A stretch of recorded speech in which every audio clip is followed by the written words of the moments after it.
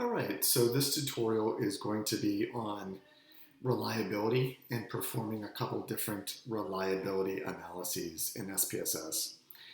So we're interested in reliability whenever we have a measurement scale that has multiple items or multiple questions.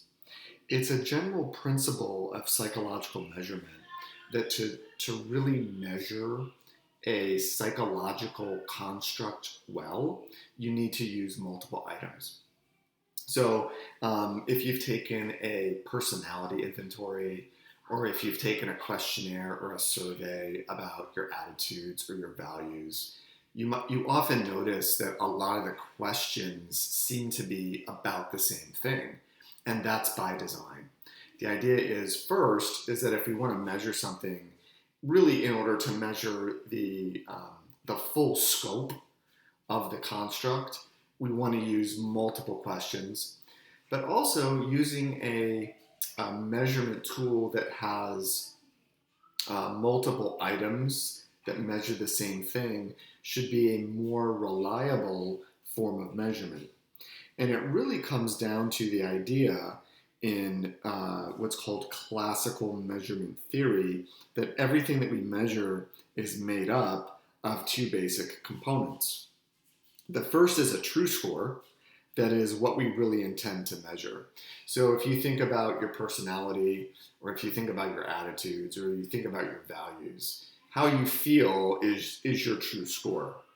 But there's also error involved in our measurement, and this would just be factors that influence our measurements that are not of interest. It could be maybe the way that the question is phrased. There's other things that contribute to error, such as the circumstances or the context or the environment in which you take a survey or a personality instrument or something like that. So anyway, the idea of reliability is that what we're trying to do is boil down our answers and our responses into a true score as well as error. And so our reliability measures will basically tell us how good of a job we're doing at getting at our respondents' true scores. Okay, so with that background, what you see here is a data set, and this is again taken from the chapter. Yet again, a silly example, but essentially what we have here are data from 10 participants. And these 10 participants responded to a measure that was a measure of resemblance to Gene Simmons. So Gene Simmons was the bassist and co-lead singer for the 80s rock band Kiss. So they basically came up with a 6-item questionnaire that is designed to measure just how much people feel as though they resemble Gene Simmons. Kind of like, I guess, as to kind of measure how much of a rock star you are, I guess. But more specifically, how much you resemble Gene Simmons. All right, silly example, but that's fine because we've got a multiple item measuring tool, and what we're going to do is we're going to assess the reliability of this tool. So there's several different ways to assess reliability. One is not better than the other, it just has to do with different goals. So one way to assess reliability is to, actually let me back up real quick because I wanted to show you something that is a little bit different. So these data appear on page 217 of the textbook. One thing that the authors didn't have is this participant ID. I always come back to this as a best practice, so I went ahead and just added that. So you won't see that in the data on 217, but I added it. The other thing that is not in their data is the 6th item. So the questionnaire items themselves appear on page 215, but the authors have created the 6th item, which is meant to be a reverse scored item. What I did was I included the original item alongside the reverse scored item just to remind ourselves what a reverse scored item is. So you can see that all of the questions are measured on a scale, on a response scale, ranging from 1 to 5, where 1 is never and 5 is very often. So to come up with a reverse scored item, what we're doing is we're changing the 1 to a 5, we're changing the 2 to a 4, 3 stays a 3, a 4 goes to a 2, and a 5 goes to a 1. So we're just reversing each of the numbers so that, somebody that previously said, item number 6 is how often do you use a computer? If they said 1, never, that would be reverse scored to a 5, and that means that a response of 5 is kind of more like Gene Simmons, I guess you could say. So functionally, the way to do this, there's a couple different ways. You can use a compute command. The way that my preference is to go into the transform command, recode into different variables. You can see I've already set this up, and then go into old and new values. And so what you basically have to do is just take your old value, new value, and then add it. So you can just do that, and then I'll just cancel. And then this is what the syntax would look like, where you're just recoding the original variable into the reverse scored variable, and you're just telling SPSS, okay, if the respondent answered a 1, let's change that to a 5. If they answered a 2, let's change that to a 4, etc. So anyway, I've done that. I've done that for you. And whenever you're then creating, say, a composite score, so either a sum or an average of all of the items in the measurement tool, and a measurement tool is often called a scale, a psychological scale. We just want to make sure that we're including the reverse scored item. And so we'll be using the reverse scored item because that's the whole point of reverse scoring it. We're interested in the reverse scored item, not the original item. Okay, 2 other variables that you see here are GSR time 1 and GSR time 2. This is the average of the 6 items of the scale. So this gives us what we ultimately want is a single number, a single score that tells us how much that each participant thinks that they resemble Gene Simmons.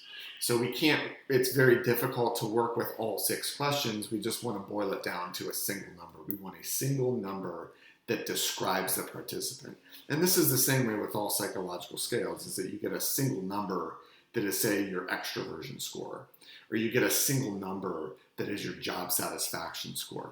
So even though you answer multiple questions or multiple items, what we're going to do is we're going to combine those items in some way, usually with an average or a mean, and that single score is your number that reflects your true score.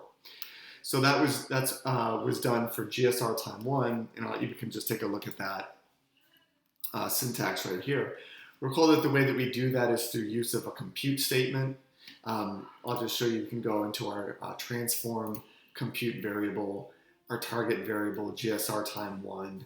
Numeric expression is the mean of our 6 items. Notice that I used the reverse score, and then I've pasted that syntax. So when we're looking at our GSR time 1 scores, that's how we would do that. And then we also have GSR time 2. So per the example in the chapter, participants took this survey time 1, and then 3 months, later they took it again at time 2. So to get the time 2 scores, you would have to have all 6 items administered again. So those aren't shown in the data for the sake of simplicity, but you have to imagine that each of the 10 participants would have answers to all 6 questions a second time, and then you average that second set of 6 questions together to get the GSR time 2. All right, so here's our data. Now there's a couple things that we can do to assess the reliability of a measurement instrument. The first thing to do is to look at something called test-retest reliability.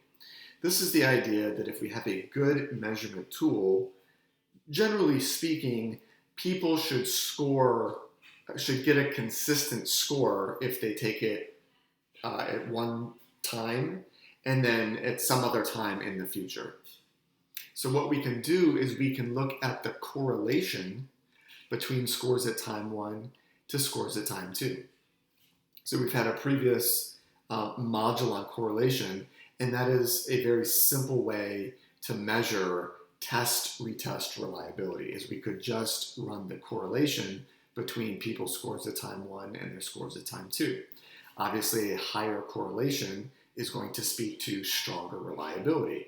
A higher correlation would indicate that high scores go with high scores and low scores go with low scores. So a high positive correlation would be indicative of reliability, because that means that people are answering in a consistent way at time 1 and time 2, and that would be a quality of a reliable measure. I will point out that there are certain psychological variables where we actually wouldn't expect strong test-retest reliability. I think the textbook authors point this out as well, but think about your mood. Your mood has like daily fluctuations. Some days we're happy, some days we're a little bit more down, some days we're very tired, whatever it is. So you wouldn't necessarily expect strong test-retest reliability in a mood inventory from, say, today and then 3 months in the future. But we would expect good test-retest reliability for something like a stable individual difference or attitude or value that is meant to be stable. Okay. Now, the other thing that you can do to assess reliability is to do something called parallel forms reliability. The idea here is that you would give participants a measurement. You would measure them on 2 different occasions, but the measurement tool is actually a different but parallel tool at time 1 and time 2. Okay, so it's often called, parallel forms is, I'll just stick to the language. So the only difference between test-retest and parallel forms is that with test-retest, it's the exact same measure, time 1 and time 2, exact same questions. With parallel forms, it's still a measurement at time 1 and time 2, but the measurement at time 2 uses a equivalent but different measuring tool. There's advantages and disadvantages to both that I will not go into, but let's just take a look at how to assess test-retest as well as parallel forms reliability in SPSS. It turns out that it's the same set of operations in SPSS. So what we're going to do is we're going to go into our Analyze drop-down menu. So select that, Analyze. And then about 2/3 of the way down, you'll see the Scale menu. Okay, so Analyze to Scale. And then the first option under Scale is Reliability Analysis. Okay. Oh, let me reset that. I was messing around there before. All right. So what we're going to do is we want to look at the test-retest correlation or reliability between our time 1 and time 2 measure.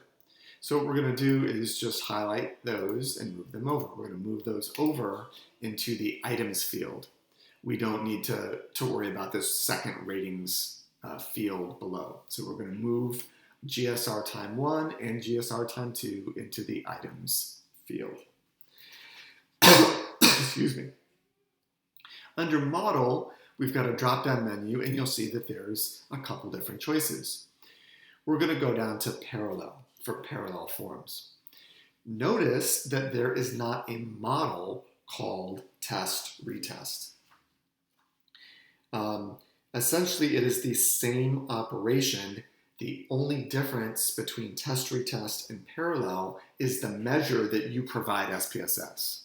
Okay, so it's mathematically, computationally, it's the exact same statistic. The only thing that makes test-retest versus parallel forms different is the data that you actually supply SPSS.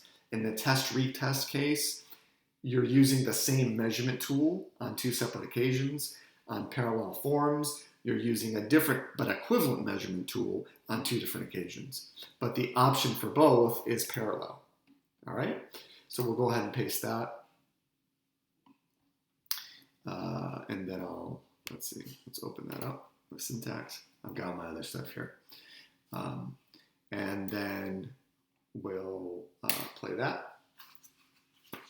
Okay, so with our output, we get 3 different tables. And the case processing summary just tells us the number of participants we had and whether there's any missing data. The second table, you don't need to worry about. If you take a more advanced stats class, you'll get into it. But for our purposes, you can safely ignore the second table, which is this goodness of fit test. What we're interested in is our reliability statistics. Okay. So the reason for running this analysis versus just a correlation is that you get kind of additional information that is interesting. It would be completely possible and legitimate to run a test-retest reliability by just going through our analyze command and doing a bivariate correlation. We could just look at the bivariate correlation between the time 1 measure and the time 2 measure. That's a perfectly acceptable way of doing test-retest reliability. And indeed, that bivariate correlation appears right here. Okay, so on our 4th line down, common inter-item correlation of 0.86, that is the same correlation within just a little bit of rounding error that you would get if you go through the correlate command. Okay, correlate bivariate. So if you would run the bivariate correlation between time 1 and time 2, you'll get a number that is 0.86, either exactly 0.860, or I think maybe within a little bit of rounding error, it might be a little different, but you'll get a number that is very, very, very, very close to 0.86. So you can interpret the common inter-item correlation. Okay, there's only 2 items, right? So inter-item just means the correlation between those 2 items as 0.86. So that number is directly interpretable.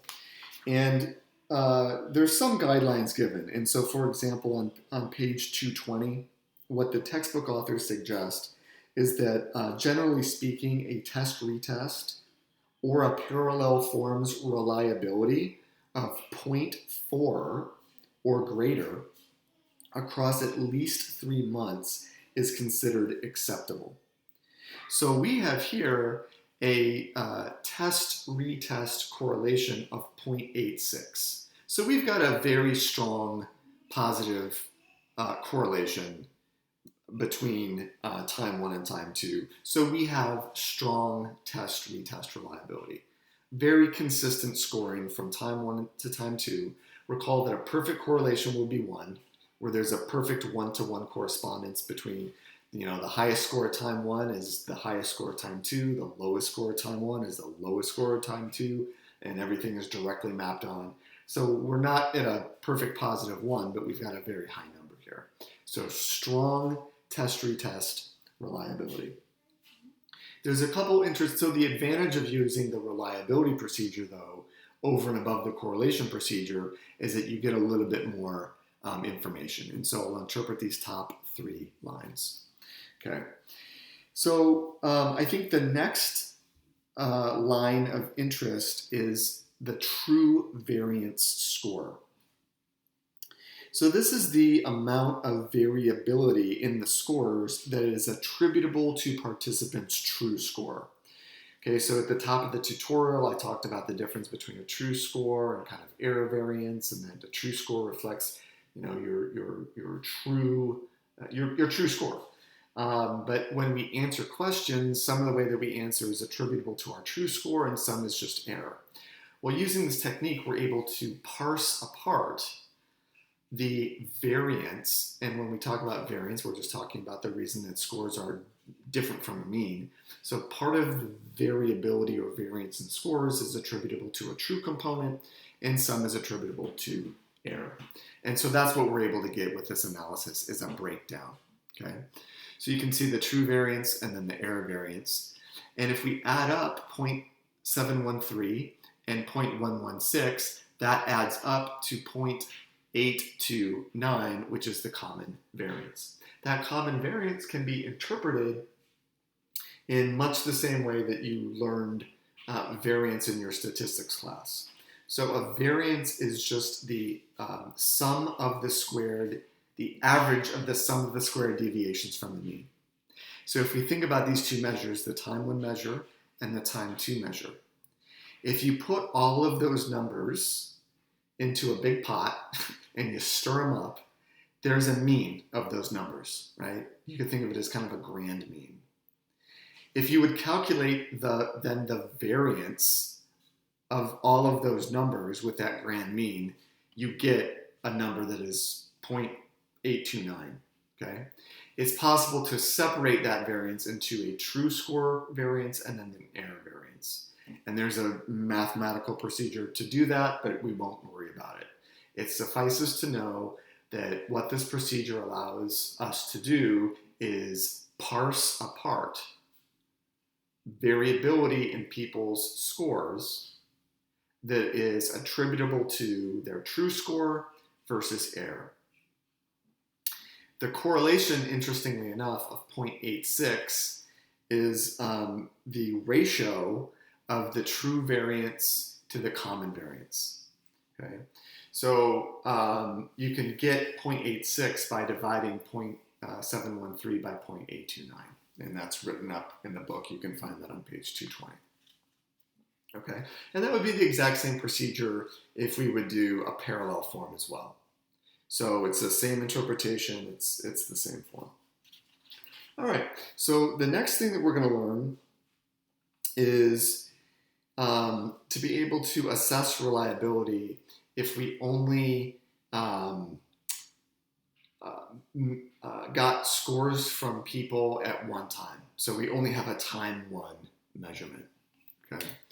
So what can we do there?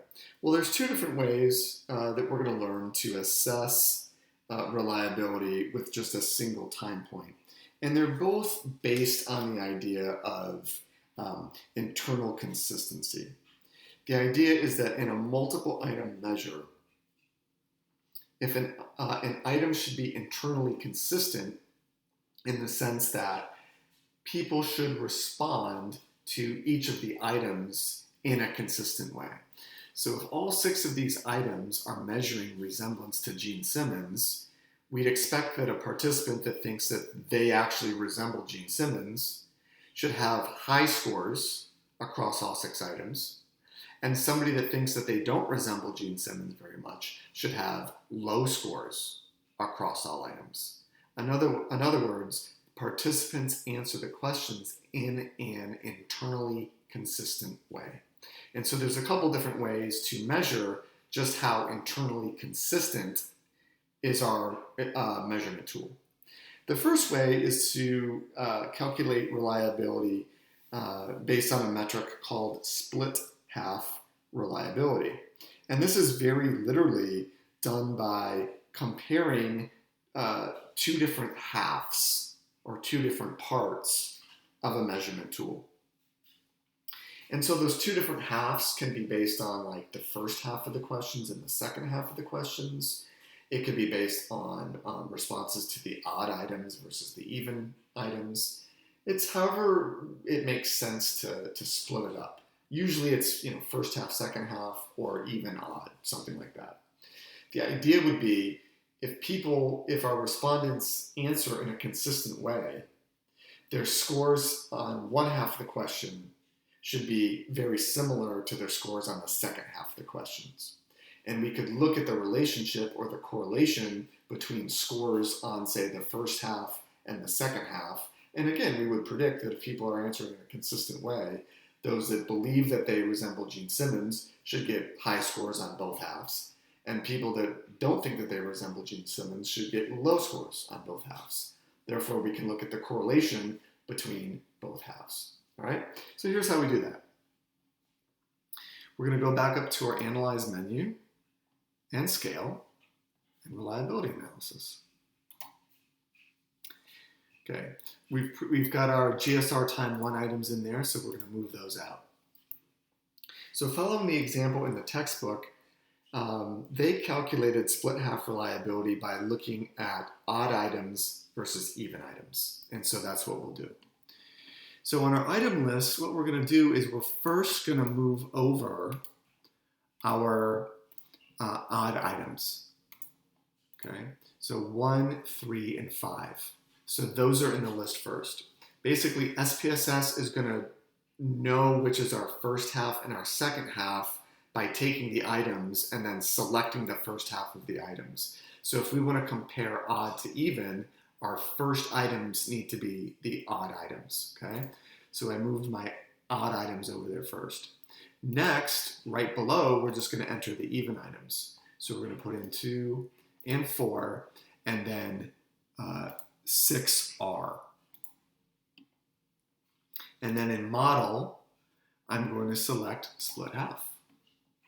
And that's all there is to it, okay? So the first thing is that if the intention is to compare odd versus even, make sure that your odds go in first, followed by your even. Make sure to select split half, paste it, and we'll run that syntax. Okay. So again, we get the case processing summary. In the table, this first part of the table, these first rows aren't going to make a lot of sense right now, and that's okay. The first place that we can go is the line correlation between forms. We see a correlation of 0.931. So very literally what that correlation represents is it's each participant's score on the first 3 items, so the odd items, 1, 3, and 5. So take the average for each participant, take the average of 1, 3, and 5, and then take the average of 2, 4, and 6. So you can imagine that each participant has a score for items 1, 3, and 5, and for 2, 4, and 6, and then calculate the correlation for those 2 different halves. And that gives us the number 0.931. Just to make that a little bit more concrete, we can imagine that what we've done is we've computed a variable called GSR odd, which would just be the mean of items 1, 3, and 5, and GSR even, which would be the correlation of GSR 2, 4, and 6. Okay, so I haven't done that yet. So let's go ahead and do that. So we'll just create these 2 variables. Right, there we are. So we've got GSR odd and GSR even. So this first person that has a GSR odd score of 2, this just reflects the mean of 1, 1, and 4. So 1 plus 1 is 2, plus 4 is 6, 6 divided by 3 is 2. So that's how they get the score of 2 for the odd items. So then what we can do is we can just calculate the correlation, right? So go to Analyze, Correlate, Bivariate. And if we look at the correlation, the bivariate correlation of the odd and even scores, and I'll run that, we get a correlation of 0.931, which is exactly what our correlation between forms told us, okay? So if you were forced to do it by hand, this isn't exactly by hand, but if you were forced to kind of break down the calculation how SPSS is doing it, this is how SPSS is doing the correlation. Is they're just coming up with the average for the odd items, they're coming up with the average for the even items, they're doing that for each participant, and then they're looking at the correlation between the odd and the even. Okay? So that's what that correlation between forms reflects, is the correlation between those 2 halves. You'll see here that there's some additional metrics. You'll see something called the Spearman-Brown coefficient for equal length and unequal length. This is based on a formula called the Spearman-Brown prophecy formula. The basic idea is that the longer that a test is, or the longer that a measurement tool is, the more reliable it should be. Okay, so a survey with more items is more reliable at measuring a psychological construct than a survey with shorter items. The Spearman-Brown prophecy is a way to basically correct this correlation, this first correlation of 0.93, based on the number of items. So if this first correlation is calculated based on a small number of items, the Spearman-Brown correction is meant to kind of give a more accurate sense of the reliability based on kind of like a total number of items. I think the short is, don't worry about it too much, but if you're reading research or a consumer research, sometimes you'll see that the Spearman-Brown prophecy was applied, and it just means that the split half reliability was corrected for the length of the survey. That's all it means. In most cases, you get a fairly similar number. The Spearman-Brown correlation will be larger, though, because it's corrected. Okay, so that's running split half on evens and odds. It's possible to do a split half based on literally the first half and the second half. So to do that, let's go back to Analyze, Scale, Reliability Analysis. I'm going to move all my items back over. And then what I'm going to do is just enter in the 6 items in order from 1, 2, 3, 4, 5, and then 6. I'm making sure in my case that I'm putting in that reverse scored item. And then I'm just going to run that same split half. Instead of pasting it, I'm just going to hit OK in this example. All right. So let's go down to the correlation between forms. Again, here, kind of the mental image that we need to have in mind is that whereas previously what we did is we calculated the average for the odds and the evens, what we'd be doing now is we'd be doing, say, the mean for the first half and the mean for the second half, and that would be our data. So that's essentially what SPSS has done in the background. Notice here, though, we have quite a different result. Here we have a correlation between the first half and the second half that is much lower. It's only 0.375. Previously, we were at a really strong correlation of 0.93. Now we're only at 0.375. Well, what could be going on? And that seems quite problematic, doesn't it? It's kind of just like arbitrarily saying, well, I'm going to do split half based on odds and evens, gives me a much different result as doing split half based on the first 3 items and the second 3 items. This is kind of a red flag that there are some items in the measure that aren't very similar to the others. So this would be an indication that we need to look at reliability in a somewhat different way. And one of the issues that can sometimes happen by doing split half reliability. So because of this issue, it's a lot more common to report the internal consistency reliability of a measure by using a statistic called Chromebox Alpha. And we actually see that reported here in this output. Chromebox Alpha, the formula is a little bit complicated. You don't need to know it, but basically just know that the way that Chromebox Alpha is calculated is based on the average of the correlations between each item of a measure and all of the other items. In other words, our Chromebox Alpha is going to take into account the correlation of one item with all other items. Okay, so we're going to look at the correlation of item 1 with 2 through 6. We'll look at the correlation of item 2 with 1, 3, 4, 5, 6, etc. And essentially, by looking at the average inter-item correlation, that's considered a good way to look at the internal consistency of a measure. The idea would be if people are answering the questions in a consistent way, we would generally expect strong and positive correlations between all the items. That is, the inter-item correlations should be strong and positive. Here's how we calculate Chromebox Alpha. We're again going to go back to our Analyze command, Scale, Reliability Analysis. We are going to make sure, let me just go to our display the variable names. We're going to make sure that we have all of our items of interest. So we've got all 6 items that make up our measurement tool.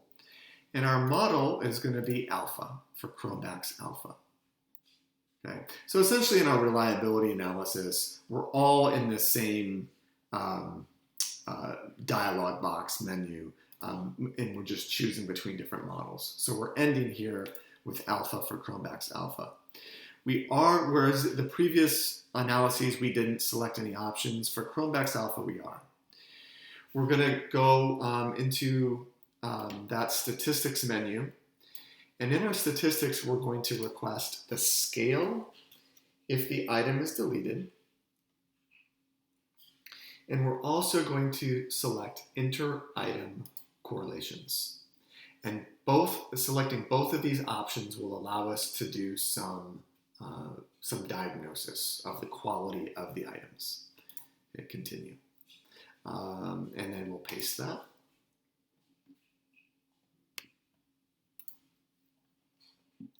All right, so here's our Chromebox Alpha analysis.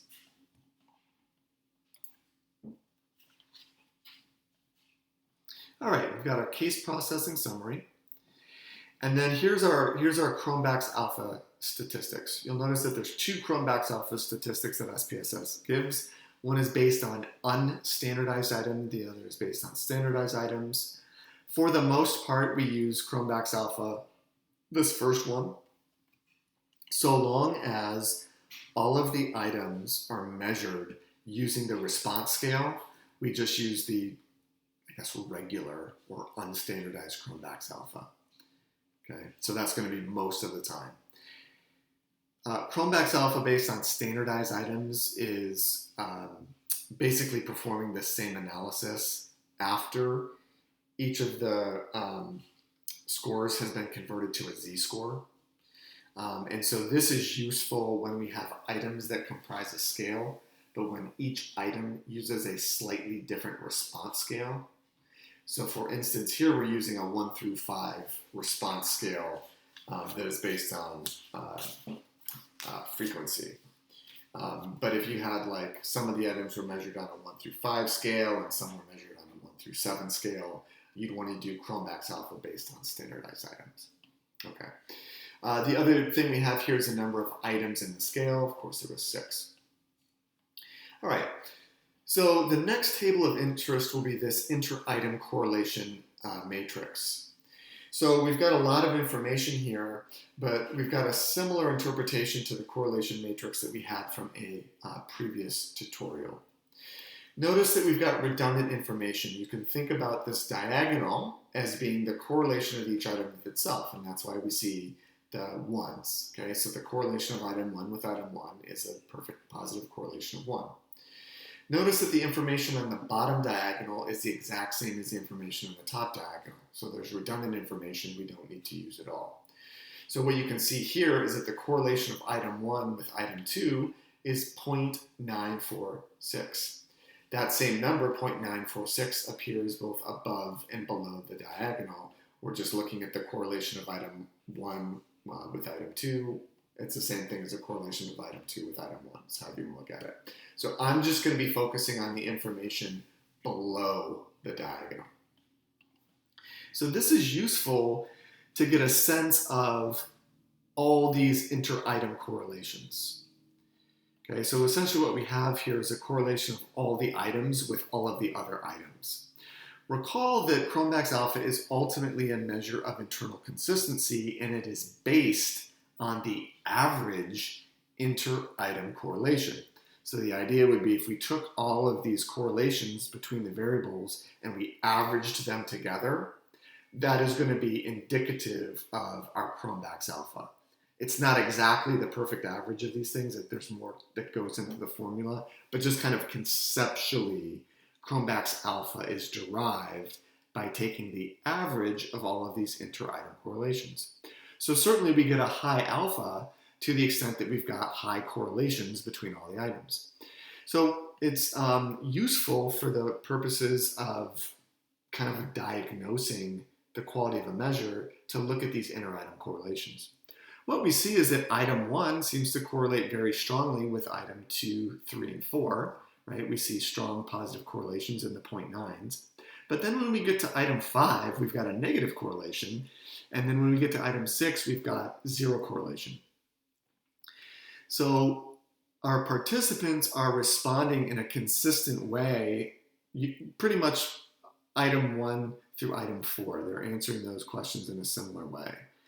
But they're not answering item 1 and item 5 in a similar way, and they're not answering item 1 and item 6 in a similar way. Let's do that with number 2. So we can look at the correlation between 2 and 3, we can look at the correlation between 2 and 4, we can look at the correlation between 3 and 4. Really, everything from item 1 to item 4 seems to be correlating pretty strongly. In the neighborhood of 0.88 to 0.97. And if you look at the diagram on page 226, you can see that the authors kind of flagged those 4 items. So we can say that items 1 through 4 seem to be sticking together pretty well. Participants are answering those 4 items in a very consistent way. However, when we get down here to item 5, we can actually look across the columns in this row and see that item number 5 correlates negatively with number 1, correlates negatively with number 2, correlates negatively with number 3, correlates negatively with number 4. Then we see the correlation with itself, and then correlates very strongly with item 6, the reverse of item 6, of course. So what we can take away is that item 5 and 6 don't seem to be going with items 1 and 4, but they do seem to be going with each other. So in terms of the scale that we've created, and in terms of diagnosing the internal consistency of the measure, it seems to be that the measure is doing a good job when it comes to items 1 through 4, but a not very good job at all when it comes to items 5 and 6. Okay, now that's kind of doing an eyeball test, but a more precise way of being able to identify problematic items is to take a look at this item total statistics table. In particular, what we're going to look at is this third column, the corrected item total correlation. This number is the correlation of the item with all other items in the measure. So this correlation of 0.872 is the correlation of item 1 with the average of all the other items. Okay, the number 0.727 is the correlation of item 2 with all of the other items in the measure. So what we're looking for in column 3 are high numbers are good, because that means that the item is related to or consistent with the other items in the scale. And small numbers and negative numbers. So small positive and then negative numbers are bad. It means that that item is either unrelated or negatively related to the other items in the scale. So that would be one way to diagnose. The other thing that we can do, and this is really the easiest way to do it, is to go to this final column. This would tell us Chromebox Alpha if the item is deleted. Now recall that our Chromebox Alpha is 0.79. And by the way, a good number for Chromebox Alpha is 0.7. Generally speaking, if Chromebox Alpha is 0.7 or higher, then we've got an internally consistent measure. So this tells us what will happen if we remove a particular item. So if we remove item 1, we can see that that actually hurts our Chromebox Alpha. We go from 0.79 down to 0.666. That's not a good number on a couple levels, but it's a lower number than 0.79. Same thing, if we remove item 2, we get a lower alpha. If we remove item 3, we get a lower alpha. If we remove item 4, we get a lower alpha. So this would tell us that we would only hurt our scale, our measurement scale, if we remove those items. So those should stay in. However, take a look at this. And if we remove item 5, we actually get a higher alpha. And that makes sense, right? Because we're removing these negative correlations. We don't want those negative correlations going into our average. Okay. This is evidence that people are not answering the questions in a consistent way. And indeed, they're kind of answering in an opposite way. for question 5. So that seems to not really belong in our measurement scale. So our Chromebox Alpha would improve if we deleted that. And similarly, our Chromebox Alpha would improve if we got rid of item 6. So let's just do that, in fact. Let's go back up here to Analyze, Scale, Reliability Analysis. And then I'm going to take item 5 and I'm going to remove it. I'm just going to take it out. Okay. So what this is telling us is that if we remove item 5, we should get a Chromebox Alpha of 0.883. Let's see if that happens. I'll just click OK. Okay. So now you can see our case processing summary we saw for 10 participants. Here's our Chromebox Alpha, exactly what SPSS told us would happen. We only have 5 items now because we took out number 5, and our Chromebox Alpha is 0.883. We can use similar diagnostics as we can look at our inter-item correlations. We see here again that item 6 is still problematic because it doesn't correlate with the first 4. And if we go to our item total statistics, we can see that our first 4 items have positive correlations with the average of the other items, but item 6 has a near 0 correlation with the others. And if we use this Chromebox Alpha if item deleted, if we remove item 6, we would actually get a yet even higher Chromebox Alpha of 0.981. So let's go ahead and do that. Scale, reliability analysis. Take out 6. So now we're just going to use Chromebox Alpha with these 4 items. And there we go, Chromebox Alpha 0.98 and 4 items. Okay. So again, it's not perfect, but generally we can interpret Chromebox Alpha of 0.98 as reflecting the average inter-item correlation. Okay, it's not exactly based on that because you kind of scale this number up or down based on the number of items in the scale, but it is roughly determined by taking the average inter-item correlation. And because we only have strong and positive correlations, we have a strong and positive alpha. Previously, where some of our correlations were 0 or even negative, that hurts our alpha statistic. So if this were me, and if I were making this Gene Simmons scale, if I wanted to get kind of the best reflection of a participant's true score, I would only use their responses from the first 4 items in creating some sort of a summary score. In other words, I would average together the first 4 items and I would say, you know what, that's really the best measurement. That's the most internally consistent way to measure the resemblance to Gene Simmons. And if we were doing this for a research report or something like that, we'd just say, hey, we wrote 2 other items, item 5 and item 6, and turns out participants didn't answer those in a very consistent way, so we threw them out.